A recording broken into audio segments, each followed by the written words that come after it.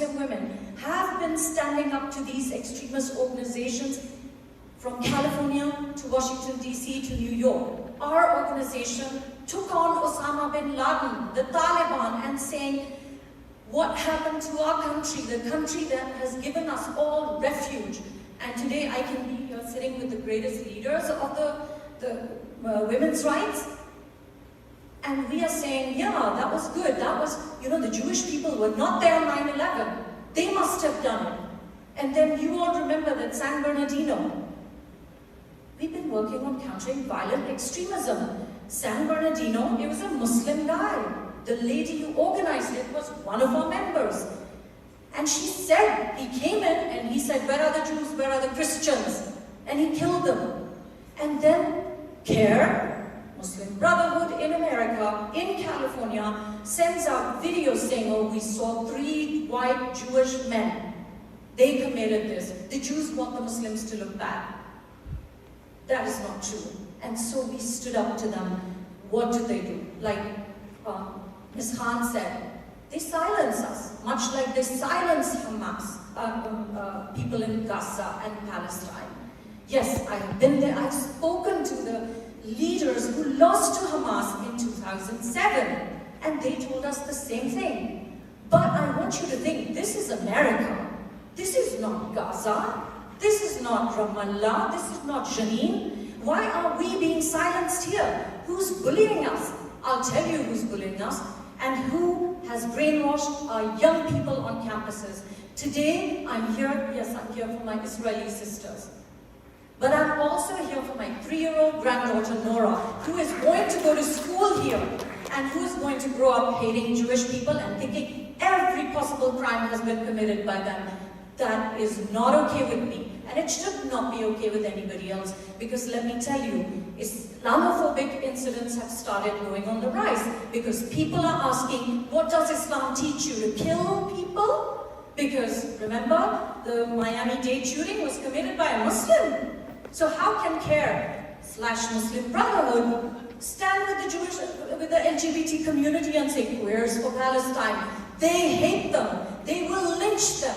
And when they turn around, these men who are in the mosque of America, and they don't allow women like me to speak there. Why? Because I like Israel, I like Jewish people, like my prophet of Islam, peace be upon him. When he took refuge, first he sent his people to the Christians, because they are Ahle Kitab. Then he sent them for refuge and went himself to Medina, where the Jewish tribes were. So don't you ever tell me that these people are not our people and that we must kill them.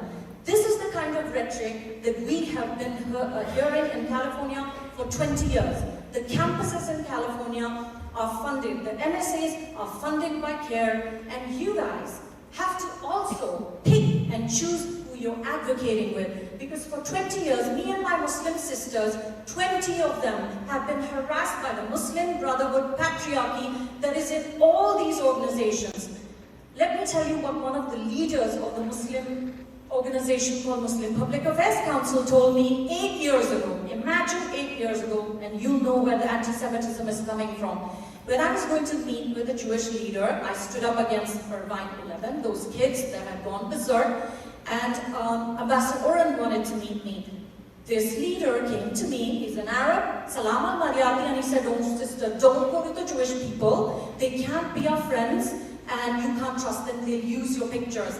I thought about my father who had built Pakistan and my grandmother, and they, when I moved here, told me, Muslims thrive with Jews. We are people of the book.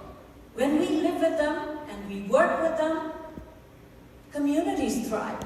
And I knew that that could not be the teaching of Islam, and that these people have a separate agenda. So all this going on about anti-Semitism, is anti-Israel is not anti-Semitism? Let me tell you it is. Because Salam al-Maryati told me that, you know what, Israel is evil. They are killing the Palestinians 10, 15 years ago. And I said, no, I can't work with men like that. Anyway, these men don't even think that we are a human being. They tell us we should sit in the kitchen, we can't have a seat at the table, that we don't have a brain. I'm not going to work with them. We founded American Muslim Women.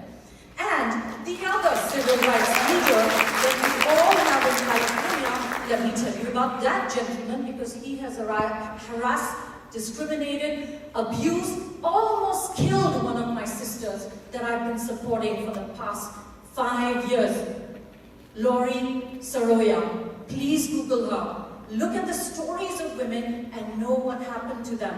This civil rights leader allegedly asked her for a sexual favor, and his name is Nihadawa. Who is he? He's the head of care in America. For God's sake, we want these men to be held accountable. We want to stop the funding of MSAs.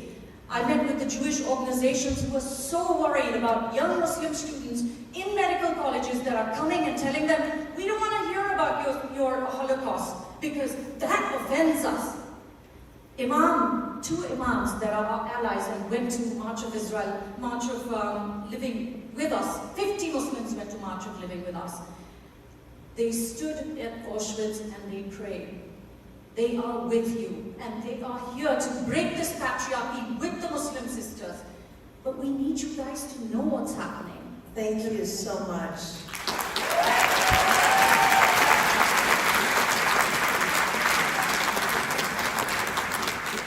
The impact that nobody seems to be talking about is something that I want to talk to you about, Carolyn, Dr. Hellman. You know, you have specialized in really looking into the impact of trauma, and especially you deal with survivors. But my question to you is, yes, what is the impact on the individual who's been traumatized and violated like that? But what is the impact on the family? And what is the impact on the community? And then, what is the impact on the entire world? Thank you so much for making this happen. I mean, it's just incredible that we're having this conversation and that this film is getting airtime. I mean, we really owe you for that. I just want everyone to just, with me for a moment, just take a nice deep breath. Just breathe in and breathe out. And I know that's a hippy-dippy thing to do, but we've actually all experienced at least a minor trauma this evening, or tertiary trauma as we call it, because we have borne witness, not to the explicit images, but to the testimonies of what happened on October 7th. And I just want to lay out some stats. Working with survivors, this is a particularly egregious instance or series of acts of violence. Violence or rape as a tool of war started in the late Middle Ages when rape was considered a way to show your manhood. It was considered a common or normal part of the spoils of war, and since that time, literally millions of women have been raped, mostly women, some men. We had a commission after World War II documenting that, the rape of Nanjing, World War II, you name it, in the former Yugoslavia. As you noted, Heidi, it is happening right now. It is happening in Ukraine. It is happening in Haiti. And we're talking about organized, systemic use of rape as a tool of sexual violence, as a tool of war. And the rapes that happened on women on October 7th were a war against their body. And 96% of rape survivors will suffer post-traumatic stress disorder within the first 2 weeks. 51% will have lifelong post-traumatic stress disorder. So we actually do understand that the trauma that happens with rape. We understand it because we understand PTSD of veterans coming back from war. We understand the flashbacks, the sleeplessness. You're going to have issues sleeping tonight because of your tertiary trauma from bearing witness to this, right? Many of you are. We're talking about depression. We know that rates of depression for trauma for those who've experienced rape and sexual assault are 3 times what they are for folks who have not. We know that suicidal ideation and death by suicide is over 2 times more common for rape survivors. And so what is happening with these families right now is the survivor's identity has been shaken, the family's identity has been shaken, their community's identity has been shaken, mostly because of a myth that drives victim blaming. And that myth is, and this is why we, even though we know know better, many of us, do not believe survivors or want to blame them or hold them somehow accountable. What was she wearing? What was she doing? What was she, why was she out at night? We tell this story because to tell the truth, which is that we don't control these acts of criminal violence, right? And that the survivor is not at all responsible for a criminal, felonious act against her. If we tell that truth, then it means we can't control it. It means that our daughters are on college campuses where they face higher rates of rape and sexual assault than if they don't go to college. It means that we are not in